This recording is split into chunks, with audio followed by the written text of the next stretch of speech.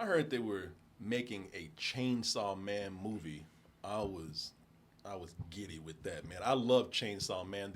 The Edward Scissorhands of chainsaws right here. Did not think that once. I did, and it's brilliant. This is a crazy anime show and manga where you have a guy who, for reasons we'll get into later, turns into a dude with a chainsaw for a head and arms. They just come out of his limbs right there, and he just goes crazy, slicing people up. And this is in a world where that's normal. Yeah. Because there are devils, these demons that just randomly pop up around this world, and they have a society, or not a society, they actually have a branch of the government, the public safety demon hunters out there, devil hunters, that go out there and try to take care of these pesky devils when they pop up. And Chainsaw Man is one of the most badass devil hunters out there. So that's why when the movie came out and I went to see it, I got this film about sweet and emotional teenage love. Yeah. Yeah. Love triangle. A little love triangle, almost a soap opera about teenage romance. Who the hell goes to watch Chainsaw Man for teenage romance? Yeah, when this started, I was like, all right, I guess I'm gonna get something like the Demon Hunters movie, you know, with the Infinite Castle, where it's just action nonstop, and then it's like, I think I'm in love. Yeah. That damn CW and show that's going on right here, man. I watched a movie where two teenagers they go have coffee, they go to the movies. A lot. They go to the movies all day. All day long. All day. I'm watching a movie, watching kids go to movies. Who the hell goes to see Chainsaw Man for that? And what do we think about that? As this is, again, the anime's kicking ass. It's the #1 movie out there. Oh, I bet. Again. Didn't even need to ask. No. You stupid. Come on. So how do we feel about this? I came here to see a man with chainsaw hands and a chainsaw head slice up demons and people and devils, and I'm watching these two kids hold hands and go watch fucking indie cinema all day. Who the hell thought of this and thought that I would like it? Let's go ahead and see if we truly did like this and tell you more about this film after we watch this trailer and come back with our reviews for Chainsaw Man, the movie, REZE ARC. REZE. Yeah. That's what I said, right? You said Rev. No, I didn't.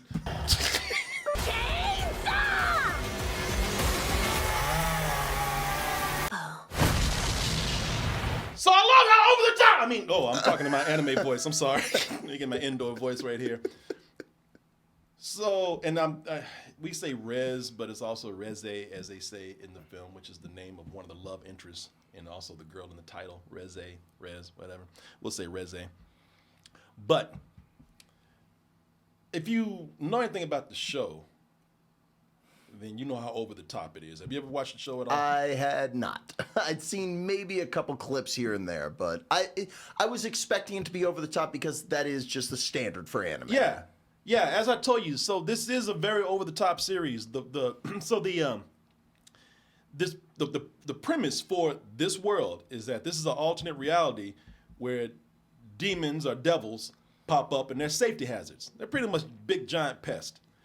And in this world, you have this character of Denji. And Denji is a teenager, and he was actually in for a lot of money with the Yakuza. And so they killed him. Yeah. But fortunately for Denji, he had a chainsaw dog right here, who's a little devil dog named Pochita. And you talk about being a mutt. Apparently a dog fucked a chainsaw, and we got this right here. But somehow,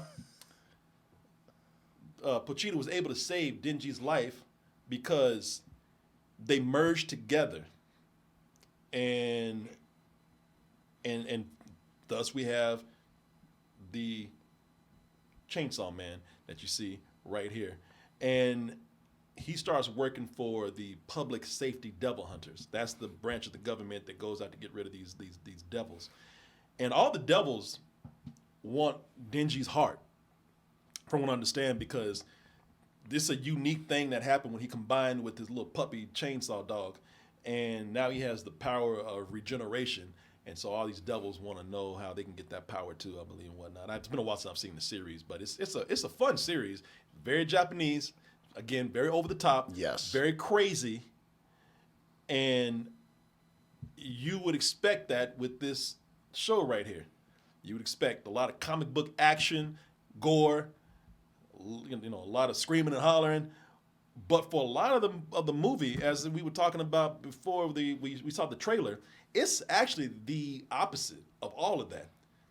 And I think that's kind of cool because given a little bit of time, that actually makes this more accessible to people who don't know the TV show. I 100% agree. I think that this is something that even if you're not super familiar with this, I think that you will be able to go in and understand maybe not all of it, but a good portion of it. And there's also like undeniable like symmetry between like some of the designs of some stuff, it's a movie with a giant shark, someone has like a long black head, kind of looks like a xenomorph. Like there's all these stylistic things I recognized. So, I mean, when you jump into it, there's characters, there's plot details at the start of it, and you won't know any of that if you don't know the show. If you haven't seen the show, you're going to be lost on what this character is over here, why these people doing what they're doing over there. But if you go into this movie knowing it's from the show, then you know what you're getting into. But given some time, a lot of the plot does not depend on what you see at the beginning. It does not depend on a lot of the stuff that you saw in the show or what happened or for whatever happened in the show. So this kind of picks up here, and this is where people can start getting into the movie.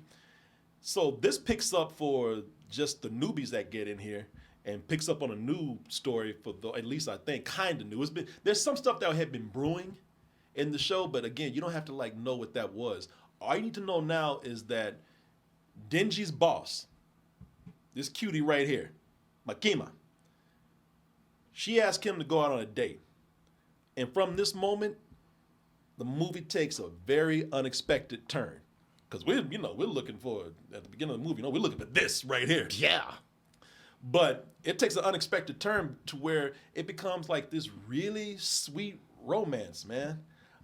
And it's just one long meet cute when these two get together. Because Denji and Makima, however you say her name, they go to the movies all day, as we said. Mm-hmm. They see about 10 movies. Mm-hmm. I didn't even think you could watch that many movies in one day. Maybe not 10, but they talk about seeing 10 movies and only one being good. Okay, all right, because they spend all day at the movies. All the movies suck, by the way. Yeah. They complain about every fucking movie they see. I'm surprised they kept going. Every movie that they saw, you think we're critical are bad with our criticism of movies. They walk out talking shit about everything they've seen. Even the audience are like, can you believe these motherfuckers crying? Yeah. Yeah, they talk shit about the movie. They talk about the audience. They talk about the dude sitting in front of them, behind them. And then they go see one last movie that day, and the last scene just has them in tears, just crying. And after that moment, they both have just kind of bonded. They shared this nice moment where they watched some cinema. They cried at the same time.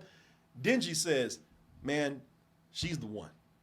There's no one else for me. This girl, she has to be it. No other girl has moved me like this girl right here. Oh, but nothing in life is simple when you're a handsome devil hunter like Denji right here. I don't know what cologne he's wearing. I don't know what kind of smell he's putting out. I mean, he's so spry, and young and 16. And for no reason, they're like, by the way, he is 16. Yeah. Well, then again, when the series starts out, he's kind of a kid who's on his own. Yeah. And he's been poor, as you know, he's been mistreated, he's been murdered, and now life is kind of picking up. It's like because after he was brought back to life, he started working for the government, and he hasn't had too much time to date or do anything that a teenager does. So now he's got this girl, but then this other girl comes up. And like I said, right when things seem like things are looking up for old Denji right here, things become complicated when REZE comes in here. She's the cute girl that works at the coffee shop down the street. And while Makima is cute and likes going to see indie cinema, and you know she's kind of that artsy girl and whatnot, even and also his boss, which is kind of hot. Reze is more wild. She's more flirty and kind of nasty. She likes making sex jokes about balls and ass. Yeah. Which you know makes Denji's hormones go crazy. I mean, he's a teenage boy, so you know he's hard as a rock. and she's cute, man. She's actually kind of fine. Oh, which one? The sweet girl that loves to go to indie cinema, or this wild ass nasty girl right here? Now, it is important to note in this movie that Denji, he has hardly been able to be a teen. I just mentioned that.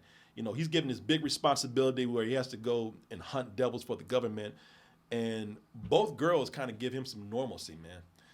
Especially Reze, because, you know, she comes across flirty and, you know, a little dirty and whatnot, a little sexual, but she's actually a very nice girl. She's very sweet, too. And the thing that she keeps reminding him that, you know what, yeah, you're a teenager. You missed out on so much. You didn't get to go to school. You didn't get to hang out. And so she starts actually tutoring him to learn a language. And they even go, let's see if I saw it in this trailer right here. They even go skinny dipping, I think. Which is kind of, it was, I really liked the way they did that scene, but it made me feel weird because of like, they stopped the movie to be like, hey, this guy's this old. And now he's going to get in this pool with a naked woman. And we're going to show it in this very artistic way that I like. But I was like, how old is this girl? What am I looking at right here? Well, listen, I don't know what it's like in Japanese culture because in the show, listen, you couldn't do this in America, and yet they get away. We just say, when we watch it here, we just say, well, that's just Japanese. But he wants to know what it's like to grab titties. Yeah. And he's always, I think he's actually groped some people in the show. That's what I've heard. Yeah, he wants to, like, you know, because he hasn't had life this good. He hasn't had a date, hasn't had a girl, so he wants to know what it's like to grab titties, boobs, and so yeah, they do some things that I don't think you could probably do here. However, they go skinny dipping, and it's actually pretty innocent, man. I mean, our titties all hanging out, and I'm sure, you know, I guess Denji all worked up and everything. And but it's innocent. Yeah, and they frame it in a way that I thought was really cool, where it's like, it's so dark, you won't be able to see anything anyway. And I think that them saying that and showing it the way they do, besides the fact that they mention the age, which just makes it feel weird for me, I thought it was a very beautiful looking scene. Yeah, no, it was, because it's innocent. She's you think it's going to be, they mislead you to thinking like, oh, you know, this is going to be weird, it's going to be something kind of dirty. I don't know if I should be watching this because they're teenage kids. But she's teaching him how to swim. Like, she's teaching him how to, you know, how to read a certain way. She's teaching him how to swim. She's pretty much just saying, listen, you know, come out and live this life that you hadn't lived before, because you've been working the job and have the responsibilities of an adult. You've never been able to be a kid. And I thought, man, you know what? For a movie where I came to see a dude with chainsaws coming out of his fucking hands, I'm like, this is kind of thoughtful. This is actually kind of nice. And, you know, and that's what it is, man. It's a nice coming of age story. The movie's slower paced, and it's actually good. I like these characters, man. It's sweet, man. It's slow paced, but the show, but the movie, it builds up with these characters. You get invested, because I'm happy to see Denji get to be a kid. I actually feel that. I have sympathy for him. I'm happy that he's happy. I'm also in suspense. I'm treating this like a soap opera. Oh my God, you know, which girl is it going to be? You know, is it going to be again Makima, or is he going to be, you know, is he going to get in the Reze? You know, I was like, oh my God, which one? I'm watching this like it's a soap opera. I got that too, but it was pretty obvious to me what was going to end up happening. Oh fuck yeah, you gonna go with the girl that's talking about ass and balls? You know, that's what I'm going with. Yeah, come on, he's a dude. He's a 16-year-old boy. Yeah, he's gonna go with the girl that's gonna say pretty much, I'm gonna have sex with you. And them explaining his reasoning, I thought that they used the trope of, like, you know, the anime narrator. I thought they used that really well, because the way the art style shifts so much. Yeah. Like when he's narrating and talking about his thought process of picking one of the girls, I thought that was really well done. Listen, man, I'm so into this dude and these two chicks that he's trying to figure out who to date, and I'm so into the. Listen. This is not. I'm not talking about sex. I'm not talking about titties. I'm talking about sweet, innocent, teenage love and romance.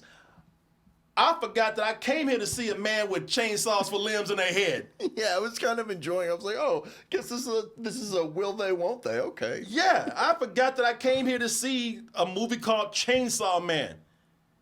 And if it didn't cut to the occasional demon hunter scene or creature popping up, I forget what crazy ass movie that I'm in. It takes a long time before that creature chainsaw man even shows up. Yeah, I mean that's why I really forgot that I was watching Chainsaw Man. I thought I was watching one of those anime dramas that come out of Japan every now and then. Yeah, I was like, wow, why does this remind me of Perfect Blue and like the 2 animes I've ever seen?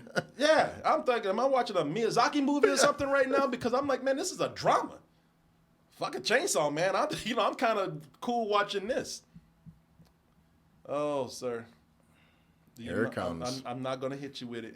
Listen, it's too late. It's too early for this nonsense. All right, I'm not gonna mess with you. All right. I will ask you. I will ask for your blessing since we're in church right now, sir. Yes. May I give a word out to our sponsor right now? This is blessed. It is now kosher. Thank Go you. ahead. Thank you. Kiss the hand.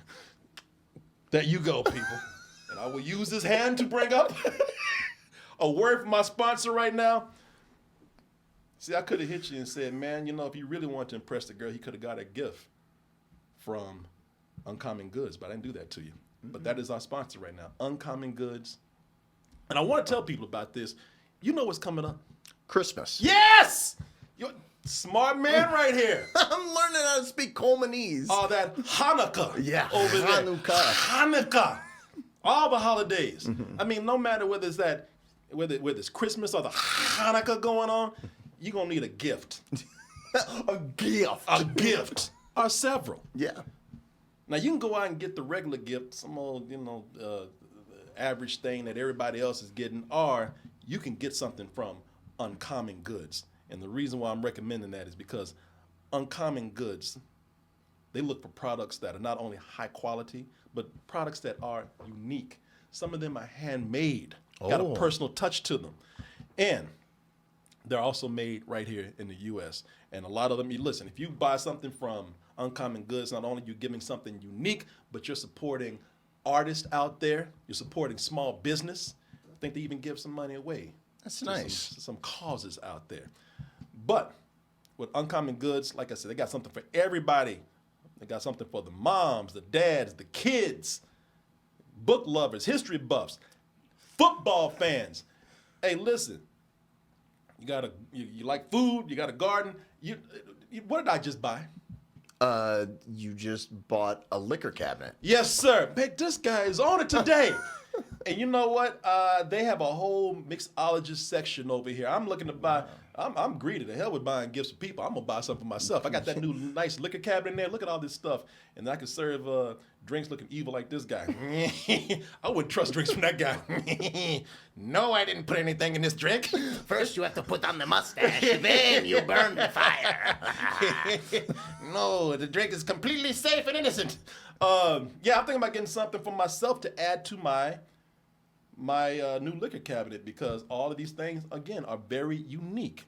And as I said, when you shop at Uncommon Goods, you're supporting not only the artists out there, not only small and independent businesses. I told you they had a cause. You also are going to be helping to support. Let me see right here. You'll be giving $1 back to a nonprofit partner of your choice. They've donated more than $3 million to these things to date. You fact checking me over there? Look it up. Look it up. I'm telling you the truth, sir. I'm telling you the truth.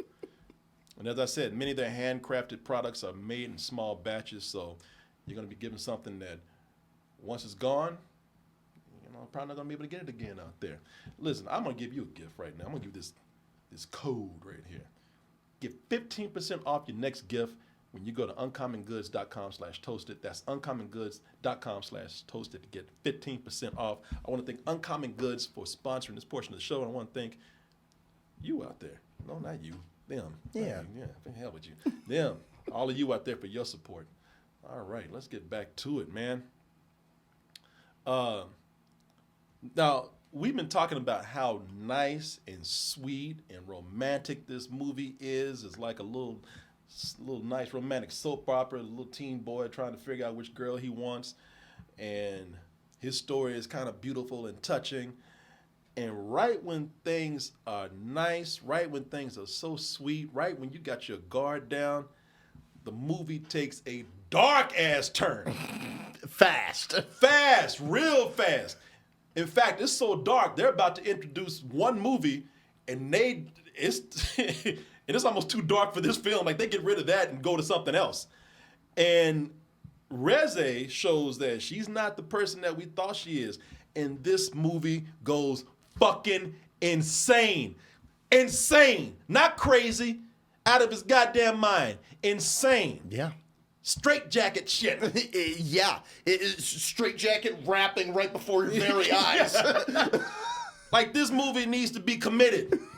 It does. This movie's the way it just flips. We were having a nice night, nice view, and then shit just literally blows up, man. Yeah, and then they take the cap off the ADD bottle and just pour it. Yeah, that's what somebody said here in the chat. Show gone crazy. This movie show gone crazy. Man, It might as well have been water coming out of light bulbs. people, I know I say this all the time, but seriously, this shit flips into something that, like I said, man, you might as well be in another movie. Because at this moment, we go from, again, this sweet teen romance to a demon woman with a bomb for a head who threatens to blow up half of Tokyo, fighting a guy with chainsaw arms, riding a giant shark. Yeah, Shark Boy. Shark dude, yeah. Inside a literal living demon tornado.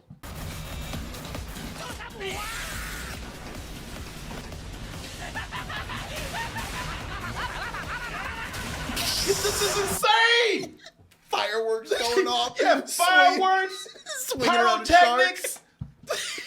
It's like it's like the craziest concert you've ever been to. Yeah. Yeah, people, it goes so crazy. You ask yourself, how did we get here? Don't worry about it. Really, don't worry. Does it matter? No. No. All that matters is that we're here, and I'm fucking for it. Yeah. I am 100% for it, man.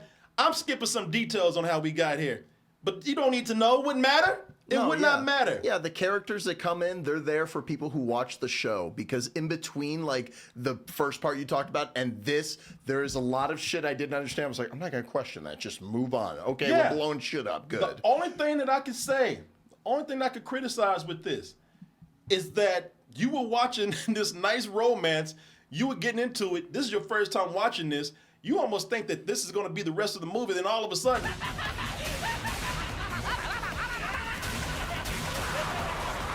at the end, that's going to be you.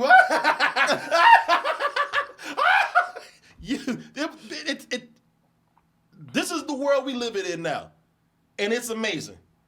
Again, I'm not saying that this is for everybody. This is what the Japanese do, okay? We start with one thing, and then all of a sudden, we're somewhere else. Don't ask about it. You don't like it, there's a door right there. I don't know what to tell you.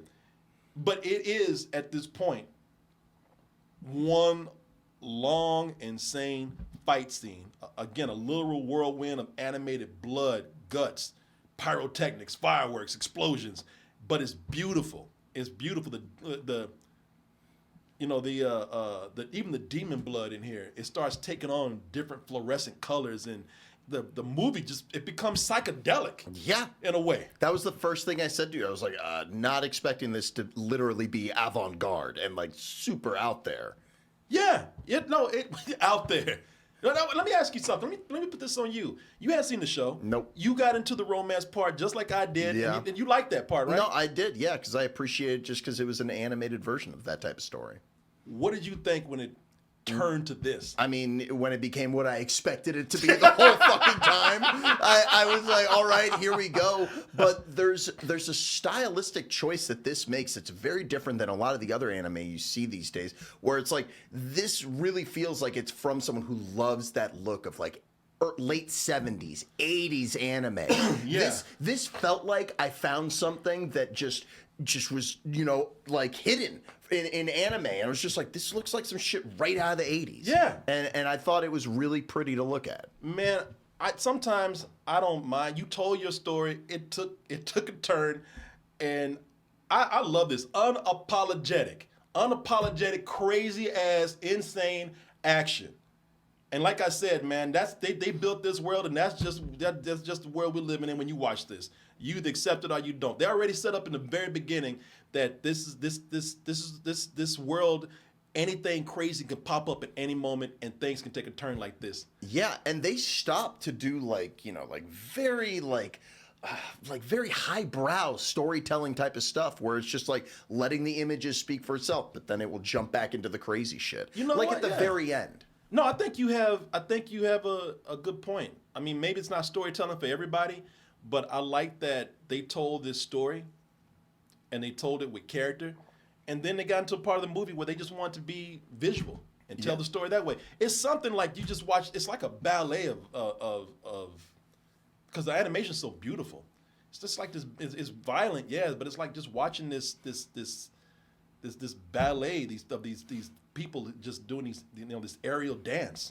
And it's a ballet within it of styles. Because Yeah. I noticed that like certain characters were almost animated differently. Like when Chainsaw Man is in his human form, lacks a lot of detail. But when he becomes Chainsaw Man, there's so many little crevices and lines on it. I thought it was really interesting how they did that. That is actually a good point because yeah, man, it's like they saved the detail for a lot of the fighting, and I love that because you have the art style is simplistic. It's more simplistic.